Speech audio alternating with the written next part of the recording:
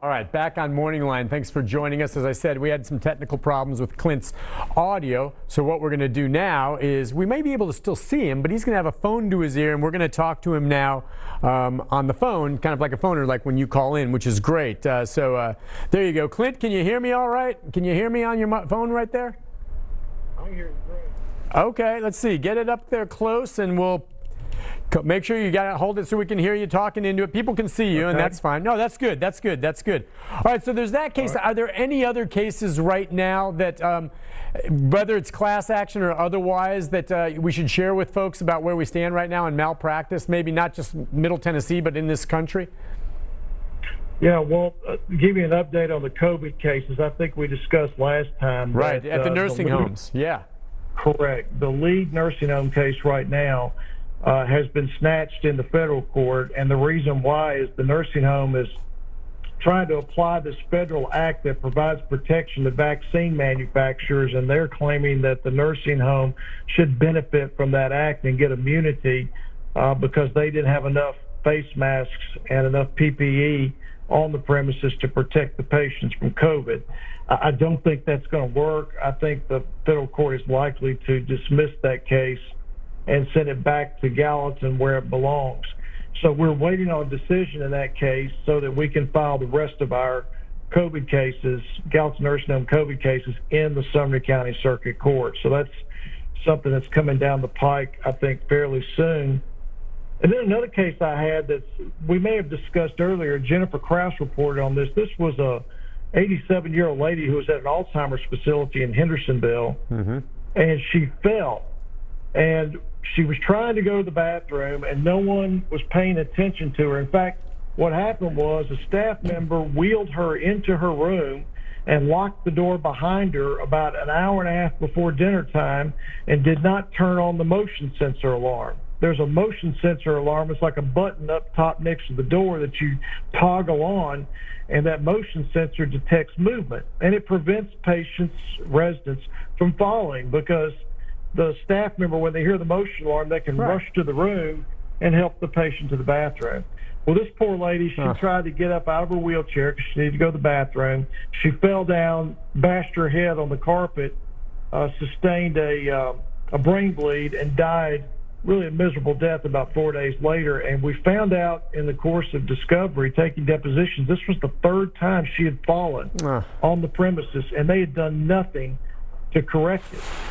So we had to go to arbitration, and I've never tried an arbitration case before. We arbitrated at a law office and got a $526,000 verdict for her. It was a wrongful death case. We're very satisfied with that because we got justice for that lady's daughter who was really upset at this facility and should have been. You know, that brings up, I've been doing a lot of research on this and posting on Facebook. The concern that a lot of people have with a lot of these facilities, assisted living and nursing, is that they're all shut down because of COVID, meaning that the residents stay there and people like me cannot go visit my folks in person. I can basically talk to them on the phone, maybe see them through a window on occasion. And I think you and I would both agree, Clint, when you have someone in one of these facilities, it's just a simple fact. Those that have people that come and visit and the staff there knows it, get better care. Would you agree? Absolutely. And I want to hit on the point you just mentioned. A COVID death is the loneliest death that there is. Yeah. These people at Gallatin Nursing Home who died because of the COVID outbreak, they didn't get to see their family. Yeah. The family would try to call in on the phone or through iPads and talk to them, but you know, you'd have bad connections, kind of like what we had today. Sure. And so these people would ultimately get so sick that they couldn't really talk to anybody, and they just died in a hospital room by themselves. How lonely is that? Yeah, absolutely heartbreaking. You know, you mentioned that this was kicked up to federal court because there are some laws in place to protect pharmaceutical companies with vaccines. And I'm wondering, with your perspective on this, we already have heard now, including one from here at Vanderbilt, there's going to be a couple of vaccines that sound very effective that hopefully will be available early in the new year to people like you and I and everyone else. So, Clint, what kind of protections? I'm confident myself when people like Dr. Schaffner and others say these vaccines are going to be safe. I'll be be first in line to get one. I know there's other people that'll be hesitant that may stand back. Are there protections, gosh forbid, if these vaccines end up showing, some adverse effects in some people for the pharmaceuticals, or do you think there'll be grounds to sue? There is what's called a vaccine victim compensation fund that's set aside. It's an administrative fund that's administered by the federal courts, where if someone is injured by a vaccine, they can bring a claim against the manufacturer, but the grounds for suing are extraordinarily high. I mean, you have to prove willful misconduct was the cause of the danger or the defect in the vaccine. And Nick, that's just damn near impossible to prove. Yeah. And probably for good reason, because, I mean, the FDA process for getting a vaccine out is so rigorous. Yeah. It is so time-consuming. You see now Pfizer is trying to get an emergency waiver to get the vaccine out. But these vaccine makers go through so much to get it out there that there's an imprimatur of safety there that the people can depend on. So I understand there's some concerns from people saying, look, we need to know what's going to happen a year or 2 years or 5 years after this vaccine out to know completely whether it's safe. But what they go through and how they test the vaccines now is so effective that I think people can have confidence if the FDA approves it, it's safe. So I guess what I'm hearing, you're like me. I mean, when one is approved and it's made available to the general public, will you go get one? Yes. Yeah, I think I will too. In fact, yeah. In fact, I'll say it this way: if Dr. Fauci says it's safe, I'll take it. Yep. And Dr. Fauci, and we have other physicians, doctors here locally as well.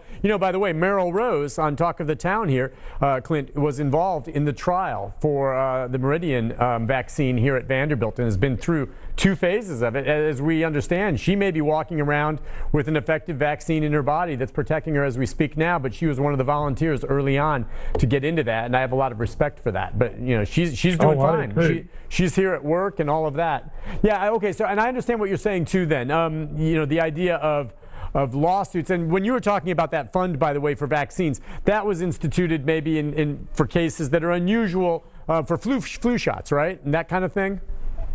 Yeah, for flu shots, for childhood vaccinations. Yeah. There have been some vaccines, some bad outcomes. They're rare, but they have happened in the past, and that's why this fund was set up. But nowadays, the FDA's regulatory mechanism when it comes to vaccines are so rigorous that I think the people can have faith that these drugs will have been, scrutinized as much as scientifically reasonable to get a good vaccine out on the market that's safe. Okay, I just want to get some nuts and bolts here with you with regard to cases, and I'm sure you hear from people every week. You get referrals from this show and elsewhere. How do you handle cases now? I mean, in the old days, I know, old days, a year ago, I've been there and done stories with you in your conference room where you, I know, meet with clients and things like this. How do you handle things now if you get a call from someone now and move forward through a case? Yeah, well, we're doing everything now virtually. Yeah. We do it by telephone. We do it by Zoom. More depositions are being taken by Zoom, which used to be done at the office. I've maybe met with 2 or 3 clients at the office over the last 6 months. Virtually everything else has been done virtually. Yeah. And that's how it's being done. And so, in fact, we're mediating cases by Zoom and by telephone, which saves a lot of money because I didn't realize how much money we spent on travel to go places, to meet people that we've saved ourselves and saved for our clients. And that adds up. In a malpractice case, you could spend $100,000. When I say you, I mean our firm could spend $100,000 getting a case ready for trial. And a proportion of that, maybe about 20 to 25%, is travel-related expenses. Wow. Going to see experts, going to or having experts brought to court, having the facilities, the hotels, the various places you have to go to get proof in depositions and testimony. And those things now have been avoided because we can do all of this virtually. And so that's been a real benefit, is learning how to do business the virtual way, which saves everybody a lot of money. I'm just wondering with that, and I think I know what your answer is going to be, because it's the same thing with us here at Channel 5. You know, it's a skeleton crew here. I'm usually the only one in the newsroom in the morning because everyone else can do it at home. When this finally passes, and it will, and we get a vaccine, and it's not an issue the way it is now, do you think you're going to continue doing some of these things because it's such a cost savings? I do. I think many of these changes will stick because they are improvements. When you're forced to innovate and try new things and they're better, you tend to stick with them. I think it's going to be hard, particularly for lawyers who are what I call the old timers, the ones who've had difficulty changing. I think it's going to be hard for them to convince their clients, corporations, insurance companies, to go back to spending so much money on traveling when you can do just as well virtually. Yeah, it really is incredible. I mean, the way it, and so, and you just said it, we needed to be nudged this way. Zoom's been around. The ability to do what you and I are doing right now, okay? And I will say this, Clint, I do enjoy having you and other guests in studio with me. I think it can be more conversational, even though you and I are friends, and I think this is very good the way we talk. I like being side by side, but we could done this well before, you know, this came along, and you wouldn't have to deal with the rush hour traffic getting here in the morning. You've seen those movies like Total Recall, those other science fiction movies where they do the 3D hologram, where they're communicating to someone by hologram. That is the next great technological advance that's coming around the corner, is the ability to reproduce an image of the person you're talking to right in front of your face in a 3D format, so it's as if they're in the room with you. That's what's coming. It's coming in communications. It'll come in television. That's going to be the great new advance. And I don't think we're going back. There's always a place for you know, seeing people eye to eye, you know, and looking at each other, and you know, when you're there. But I don't think we're going to go back. I think this is the path that we're going to take. I don't think this is going to be the last pandemic, Nick. No, you're right. But we'll be better prepared for the next one, that's for sure. But that makes me wonder. That's in all walks of life, I suppose. But if we talk about hospitals, and before this pandemic hit, you and I discussed this. I was telling you about a scenario where you have this telemed, and where there's a patient in a hospital room, and they wheel in a television set, and there's a doctor in another city who's trying to diagnose and talk to them back and forth, but that person's not in the room with them.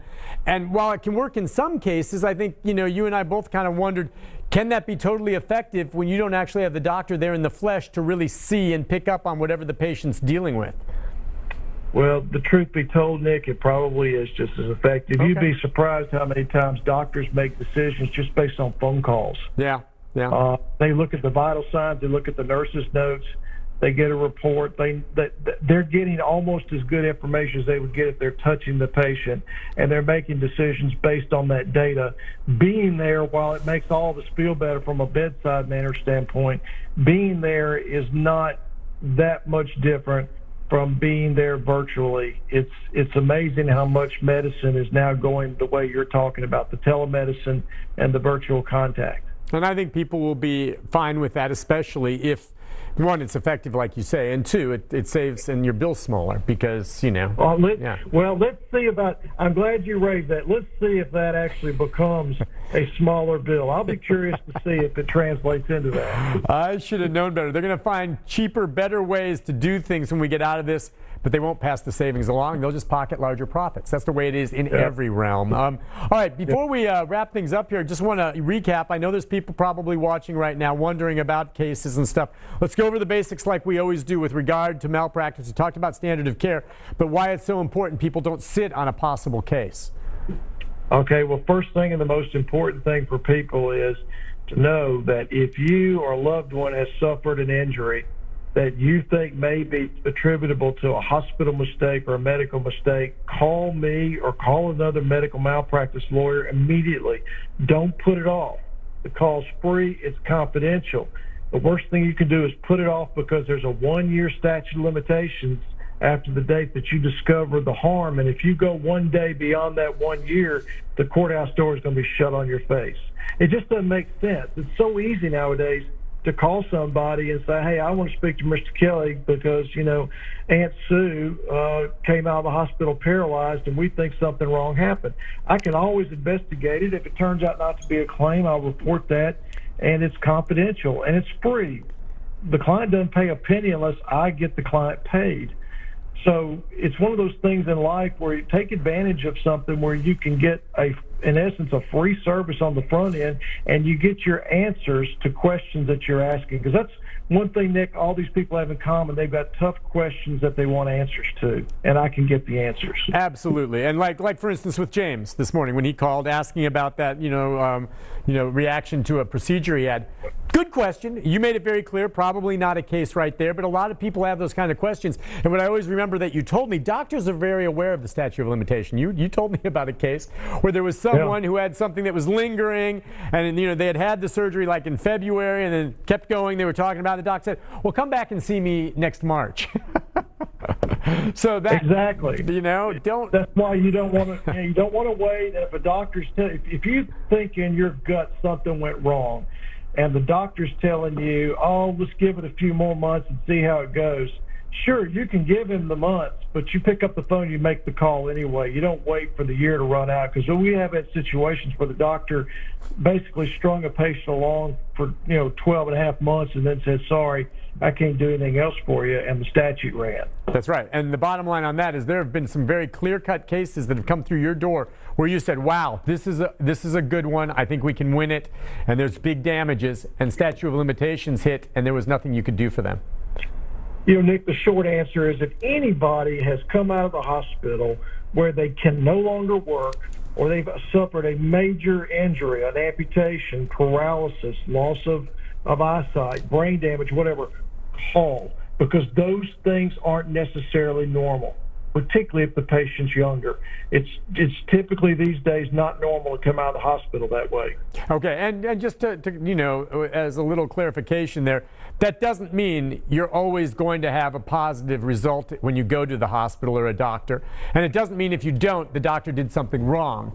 But you have to investigate that, and that's where you come in, Clint, to see if standard of care was followed. But there are plenty of cases where, hey, doctors aren't miracle workers. They may have done everything right, and you still had a bad result, correct? Hospital errors are the third leading cause of death in America. That says it all. Yeah. It's just not common to come out with bad outcomes. Sure, they happen, but particularly with younger patients, catastrophic injuries, bad injuries don't typically happen anymore in hospitals unless there was a hospital mistake made along the way. Okay, yeah, and good point. I guess my point would be if you go in there with stage 4 cancer and it's a very hard battle and they do everything they can to try to save you and you pass away, it doesn't mean it was the doctor's fault. It might have been if they did something wrong or they missed it earlier. That's my point. But you're right. When there's accidents and mistakes, I mean, there's really oftentimes no excuse for it other than negligence. Yeah, when you got stage 4 cancer, what the likely outcome is going to be. But when you go in with an ulcer on your back and it turns into paralysis, then you got to question why in the world they end up like this. Absolutely. Hey, Clint, listen, thanks so much for joining us this morning. Sorry for the technical problems, but actually this worked out very well. You're clear as a bell and you look great. So listen, take care of yourself, and we'll talk again soon, my friend. All right. Thank you very much. Thank you. Folks, we'll take a break and be back with contact information for Clint right after this. Contact information.